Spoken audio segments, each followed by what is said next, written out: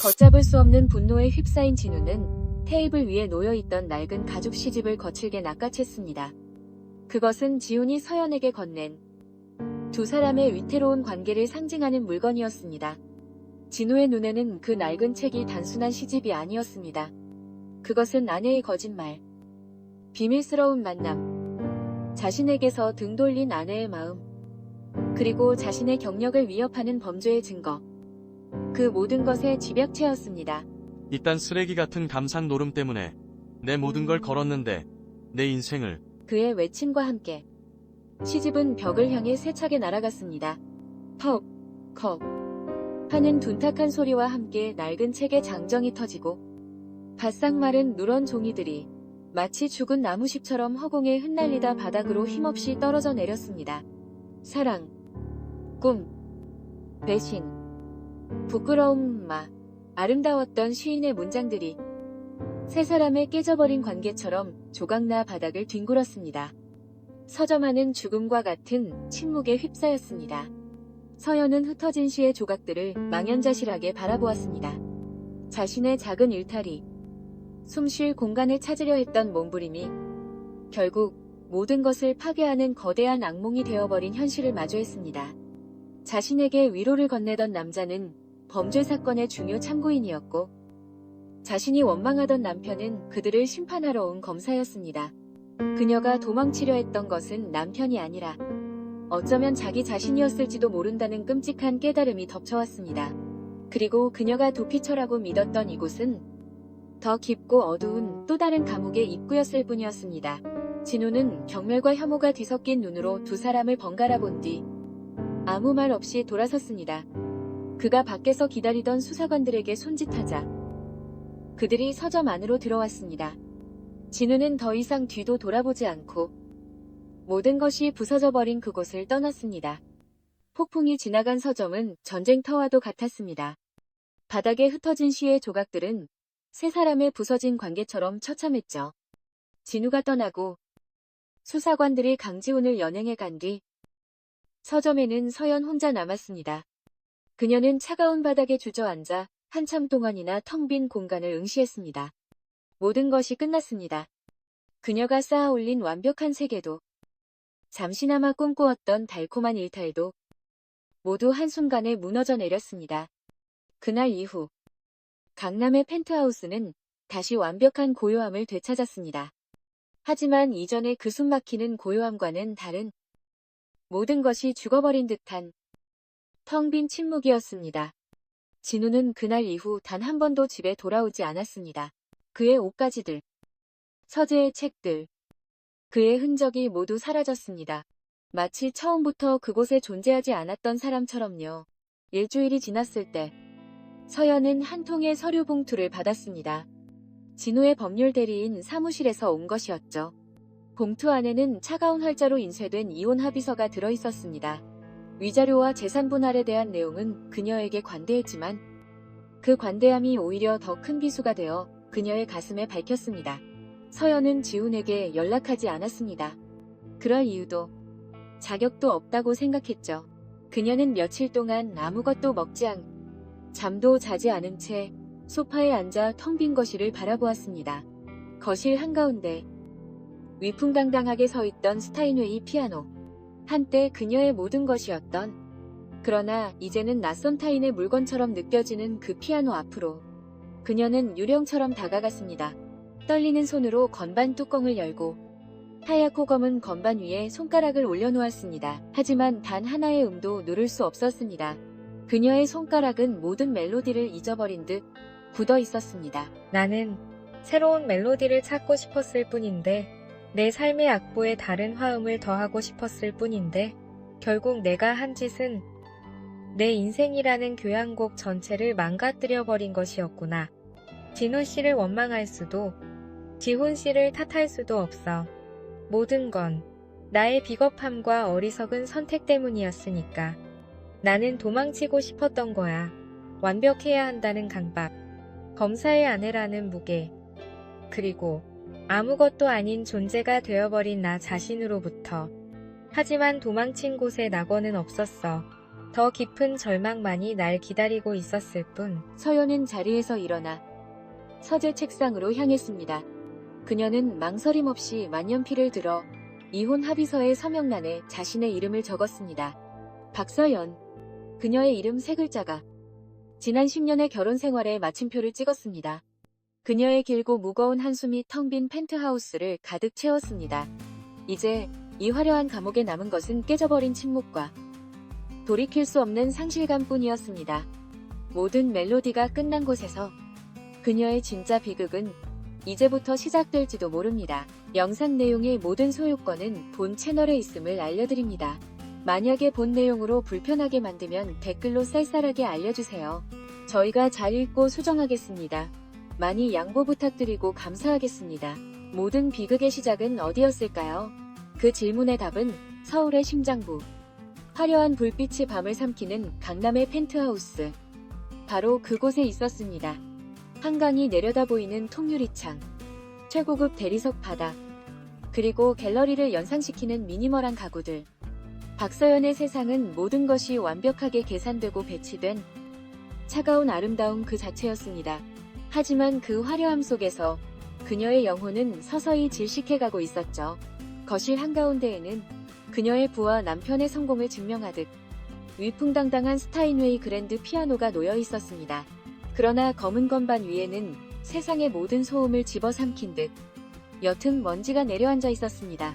한때 유럽의 작은 콘서트홀을 울렸던 그녀의 손가락은 이제 쇼팽의 녹턴 대신 남편이 주최하는 자선 파티의 연주자 목록을 확인하는 태블릿 위를 미끄러질 뿐이었습니다.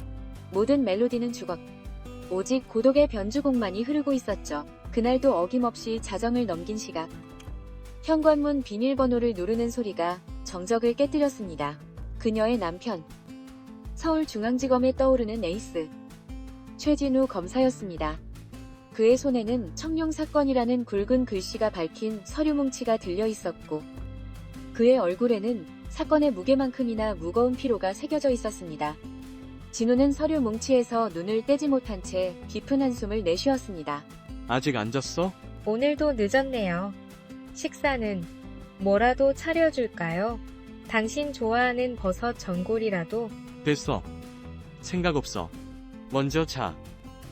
서재에서 볼 서류가 산더미야. 진우는 서연의 얼굴을 제대로 쳐다보지도 않은 채 넥타이를 거칠게 풀며 서재로 향했습니다. 그의 등 뒤로 서연의 목소리가 힘없이 따라붙었습니다. 그녀는 마지막 남은 용기를 쥐어짰습니다. 진우씨, 있잖아요.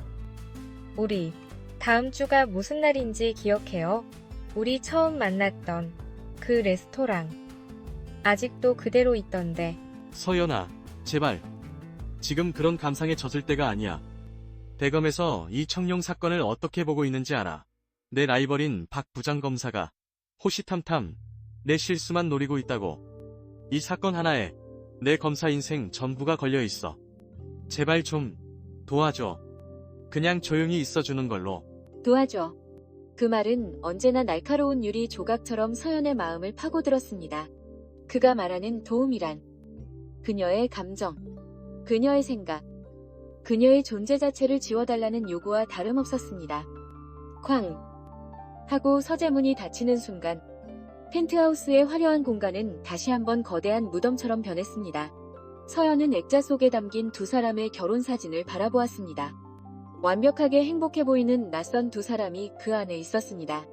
서연은 먼지 쌓인 스타인웨이 피아노의 건반 뚜껑을 천천히 열었습니다. 건반을 누를 용기는 나지 않았습니다. 대신 그녀는 몸을 돌려 현관으로 향했습니다. 더 이상은 견딜 수 없었습니다. 이 숨막히는 고독과 완벽한 절망 속에서 그녀는 가벼운 카디건 하나만 걸친 채 집을 나섰습니다. 밤의 서울거리는 현란했지만 그녀의 눈에는 아무것도 들어오지 않았습니다. 택시를 타고 무작정 달리던 그녀는 기사에게 말했습니다. 기사님, 그냥 젊은 사람들이 많이 가는 좀 시끄럽지 않은 곳으로 가주세요. 택시 창밖으로 서울의 불빛이 띠를 이루며 흘러갔습니다. 저 수많은 불빛 아래 사람들은 웃고 사랑하고 때로는 싸우기도 할 것입니다. 살아있는 감정들이 오가는 저 세상과 달리 그녀의 펜트하우스는 시간이 멈춘 유리 상자일 뿐이었습니다. 한참을 달려 택시가 멈춘 곳은 화려한 강남과는 전혀 다른 소박하고 개성 넘치는 가게들이 늘어선 곳. 바로 연남동의 어느 조용한 골목이었습니다. 차가운 밤 공기를 맞으며 목적 없이 걷던 그녀의 발걸음이 문득 멈췄습니다. 어디선가 흘러나오는 인디음악 소리, 갓 내린 커피 향기, 손을 잡고 웃으며 지나가는 젊은 연인들. 모든 것이 그녀의 세상과는 동떨어져 있었습니다. 바로 그때였습니다. 그녀의 시선을 사로잡은 것은 골목 끝에서 새어나오는 따뜻한 주황색 불빛이었습니다. 그 불빛 아래 글림이라는 이름의 작고 아담한 서점이 숨쉬고 있었습니다. 마치 오래전부터 그곳에서 그녀를 기다려왔다는 듯이 서연은 홀린 듯 천천히 그곳을 향해 걸어갔습니다. 서연이 망설임 끝에 글림의 낡은 나무 문을 밀자 딸랑 하고 맑은 종소리가 울렸습니다. 그녀를 맞이한 것은 강남의 펜트하우스에서는 결코 맡을 수 없었던 오래된 종이와 갓 내린 원두 커피가 뒤섞인 편안한 향기였습니다. 공간은 넓지 않았지만 천장까지 닿을 듯한 책장들이 빽빽하게 들어차 있어 마치 지혜의 숲에 들어온 듯한 느낌을 주었죠. 노란빛이 감도는 따뜻한 조명 아래 몇몇 사람들이 조용히 책을 읽고 있었습니다. 그곳은 시간이 다르게 흐르는 세상의 소음으로부터 완벽히 보호받는 작은 섬과도 같았습니다. 카운터 뒤에서 책을 정리하던 한 남자가 고개를 들었습니다. 화려하지는 않지만 선한 눈매와 차분한 분위기를 가진 남자. 바로 이 서점의 주인이자 훗날 서연의 삶을 통째로 뒤흔들게 될 남자. 강지훈이었습니다. 그는 서연을 향해 부담스럽지 않은 부드러운 미소를 지어 보였습니다. 어서 오세요. 천천히 둘러보세요. 서연은 무어라 대답할 말을 찾지 못하고 가볍게 고개를 끄덕인 후 책장 사이를 걷기 시작했습니다. 그녀의 손길은 목적 없이 책등을 스쳤습니다. 법률서적과 자기계발서로 가득한 남편의 서재와는 달리 이곳은 문학과 역사, 철학이 살아 숨쉬는 공간이었습니다. 그러다 그녀의 손가락이 한 시집 위에서 멈췄습니다. 윤동주의 하늘과 바람과 별과 시, 학창시절 피아노 연습만큼이나 열정적으로 외웠던 시들이었습니다. 하늘과 바람과 별과 시. 참 좋은 책이죠. 저는 부끄러움을 아는 사람만이 쓸 수 있는 문장들이라고 생각해요. 갑작스러운 말에 서연은 놀라 고개를 들었습니다. 그의 눈빛은 판단이나 평가가 아닌 순수한 공감으로 가득 차 있었습니다. 부끄러움이요. 네. 자신의 삶을 끊임없이 성찰하고 별 하나에도 괴로워할 줄 아는 그런 마음이요. 부끄러움을 안다는 건 더 나은 삶을 향한 열망이 있다는 증거니까요. 요즘 세상에선 찾기 힘든 감정이죠. 그 말이 서연의 얼어붙었던 마음 한구석을 녹였습니다. 남편 진우는 언제나 확신에 차 있었고 성공과 결과만을 이야기했습니다. 과정의 고뇌나 존재의 부끄러움 같은 단어는 그의 사전에 없었죠. 서연은 처음으로 누군가 자신의 영혼을 들여다보고 말을 걸어주는 듯한 기분을 느꼈습니다. 맞아요. 저도 그런 마음을 잊고 산 지 너무 오래된 것 같아요. 그날 이후 서점 글림은 서연만의 비밀스러운 도피처가 되었습니다. 일주일에 두세 번 그녀는 아무도 모르게 연남동의 그 작은 골목을 찾았습니다. 그곳에서 그녀는 더 이상 최진우 검사의 아내가 아니었습니다.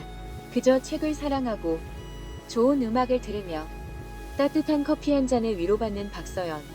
자기 자신이 될 수 있었죠. 그녀는 지훈과 많은 이야기를 나누었습니다. 잊고 있던 음악에 대한 열정, 이루지 못한 꿈, 그리고 차마 말로 다할 수 없는 삶의 공허함까지. 지훈은 언제나 진지한 눈으로 그녀의 이야기를 들어주었습니다. 그는 판결을 내리지도 해결책을 제시하지도 않았습니다. 그저 함께 아파하고 고개를 끄덕여줄 뿐이었습니다. 그것만으로도 서연에게는 지난 10년간 받지 못했던 가장 큰 위로였습니다. 어느 비 오는 오후, 지우는 먼지 쌓인 창고에서 낡은 책 한 권을 들고 나왔습니다. 서연 씨, 이 책이 서연 씨를 찾아온 것 같아서요.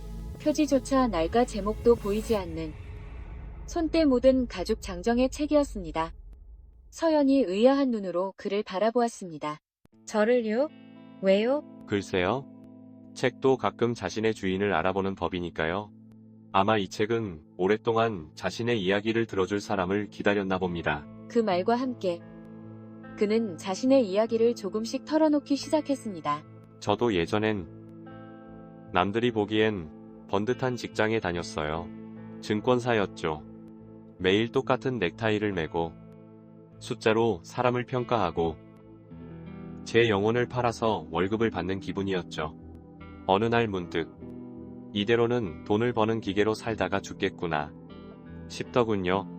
그래서 모든 걸 버리고 여기 이 서점을 차린 겁니다. 사람들은 무모하다고 했지만 전 한 번도 후회한 적 없어요. 그의 이야기는 서연에게 깊은 울림을 주었습니다. 그녀 역시 피아니스트라는 꿈을 버리고 검사의 아내라는 안전한 삶을 택했으니까요. 그들은 서로에게서 자신과 닮은 외로움과 결핍을 발견했습니다. 서연은 10년 만에 처음으로 가슴속 깊은 곳에서부터 우러나오는 진짜 웃음을 웃고 있었습니다. 바로 그 순간 서점문에 달린 작은 종이 맑은 소리를 내며 울렸습니다. 문 앞에는 그녀의 가장 친한 친구 이유미가 서 있었습니다. 유미의 눈은 따뜻한 미소를 짓는 서연과 그녀를 다정한 눈빛으로 바라보는 강지훈을 번갈아 훑으며 순식간에 날카롭게 변했습니다. 서점 문 앞에서 친구 이유미와 마주친 그 순간 박서연의 얼굴에서 10년 만에 피어났던 웃음꽃은 거짓말처럼 사라졌습니다. 유미의 날카로운 시선은 따뜻한 미소를 짓는 서연과 그녀를 다정한 눈빛으로 바라보는 서점 주인 강지훈을 번갈아 훑고 있었죠. 어색한 침묵 끝에 세 사람은 근처 카페로 자리를 옮겼습니다. 지훈은 잠시 자리를 비켜주었고 두 친구만이 남았습니다. 설명해봐.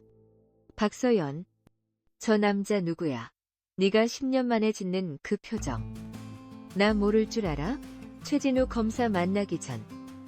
딱 20살의 내 표정이었어. 그냥 서점 주인이야. 책에 대해서 얘기 좀 나눴어. 그게 다야. 유미야. 그게 다가 아니라는 거. 네, 눈이 말해주고 있잖아. 서연아. 정신 차려. 네, 남편 최진우 검사야. 대한민국에서 제일 잘 나가는 검사 중 한 명이라고. 그냥 서점 주인이랑 웃고 떠드는 게 문제가 아니야. 그 남자 눈빛 봤어? 그건 그냥 책 좋아하는 손님 보는 눈빛이 아니었어. 뭔가 위험해 보여. 이건 내 경고야. 뭐가 위험하다는 거야? 넌 그 사람에 대해 아무것도 모르잖아. 진우 씨가 주지 못하는. 진우 씨가 주지 못하는 위로? 그래서 다른 남자한테서 찾아? 서연아. 그건 위로가 아니라 도피일 뿐이야. 그리고 그 도피의 끝이 어딘지. 넌 정말 모르는 거야? 유미의 직설적인 경고는 서연의 가슴을 아프게 찔렀습니다. 머리로는 친구의 말이 모두 옳다는 것을 알고 있었지만 이미 그녀의 마음은 지훈이 있는 그 작은 서점을 향해 있었습니다. 죄책감을 느끼면서도 그녀는 그 위험한 허음에 발을 빼고 싶지 않았습니다. 한편 집이라는 이름의 얼음성에서 최진우의 의심 역시 서서히 자라나고 있었습니다. 검사의 예리한 직감은 아내의 미묘한 변화를 놓치지 않았죠. 예전보다 자주 옅은 화장을 했고 옷차림에 신경을 썼으며 혼자 있을 때 휴대폰을 보며 희미하게 미소 짓는 일이 잦아졌습니다. 어느 날 저녁 서재로 향하던 진우는 거실에서 들려오는 서연의 전화통화 소리에 걸음을 멈췄습니다. 네. 정말 좋았어요. 그 구절. 밤새 생각났어요. 다음에 뵐 때까지.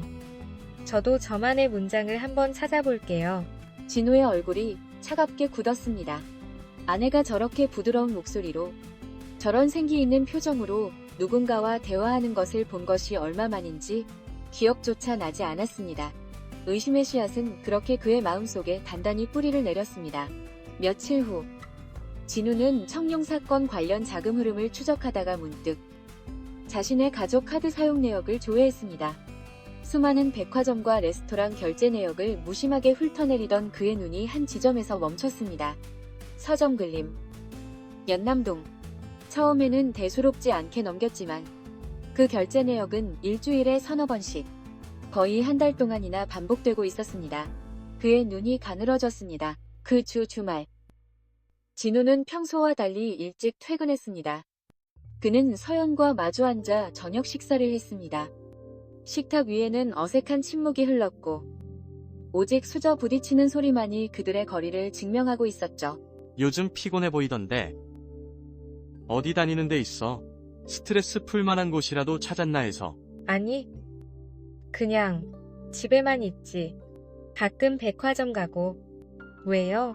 그래? 듣자 하니 연남동 쪽에도 괜찮은 곳 많다던데. 글림이라는 서점도 있다더라. 조용하고 책 읽기 좋다던데. 당신 취향일 것 같아서. 서연의 심장이 철렁 내려앉았습니다. 올 것이 왔다는 생각에 등줄기로 식은땀이 흘렀습니다. 그녀의 짧은 침묵이 모든 것을 말해주고 있었지만 그녀는 필사적으로 거짓말을 했습니다. 아, 그래?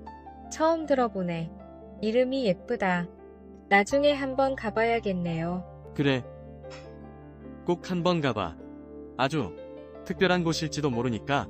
진우는 더 이상 묻지 않았지만 그의 눈빛은 이미 모든 것을 알고 있다는 듯 번뜩였습니다. 그날 이후 서연과 지훈의 위험한 비밀은 시한폭탄처럼 아슬아슬한 시간을 이어갔습니다. 그리고 그 폭탄의 시계가 멈추기 직전 진우의 사무실 전화벨이 울렸습니다. 검사님, 드디어 청룡의 자금책으로 의심되는 놈의 실마리를 잡았습니다. 그런데 좀 의외의 인물입니다. 연남동에서 작은 서점을 운영하고 있습니다. 서점 이름이 뭐지? 글림입니다. 서점 이름은 글림입니다. 그 순간 진우의 머릿속에서 모든 조각들이 맞춰졌습니다.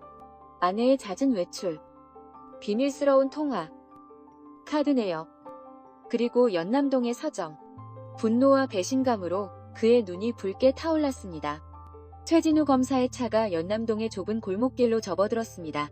그의 옆자리와 뒷자리에는 2명의 수사관이 침묵을 지키고 있었죠. 하지만 진우의 머릿속은 차가운 분노의 폭풍이 휘몰아치고 있었습니다. 아내의 카드 내역에 반복해서 찍히던 그 이름. 서점 글림.